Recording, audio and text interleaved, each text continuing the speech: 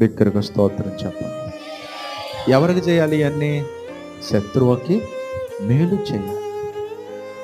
ఈ రోజుల్లో అప్పు ఇవ్వండి అని నేను చెప్పను. అర్థమవుతుందా? మళ్ళీ ఎందుకు లేనిపోయింది పాస్టర్ గారు, నిన్నేగా మీరు చెప్పారు మైకులో, తెల్లారిపాటికి నేను ఇచ్చాను, ఆడు 3వ రోజు అయిపు లేకుండా పోయాడు అని మళ్ళీ నాతో అనేరు. అప్పటి పరిస్థితులు ఇప్పటి పరిస్థితులు అంటే మనకు బాగా తెలిసి, లేకపోతే నీ రక్త సంబంధికులు, నీకు బాగా అయిన వాళ్ళు, దగ్గర వాళ్ళు, నీ స్నేహితులు ఏమైనా ఇబ్బందులు ఉండాలంటే వాడికి కొంత సహాయం ఆదరించడం ఒక క్రైస్తవునిగా దేవుని ప్రేమను బట్టి మన బాధ్యత. ఆఖరికి శత్రువైనా సరే ఆదరించడం, ఎంతో కొంత సహాయం చేయడం, అది మన బాధ్యత. రక్త సంబంధికులు ఏదన్నా అవసరం ఉంటే కొంచెం చెయ్యందించి వారిని ఆదుకోవడం, ఇదంతా క్రైస్తవ ప్రేమ. సో ప్రభువైన యేసుక్రీస్తు వారు చెప్తున్నారు, మీరు మేలు చేయండి. ఇప్పుడు ఈ రాహాబును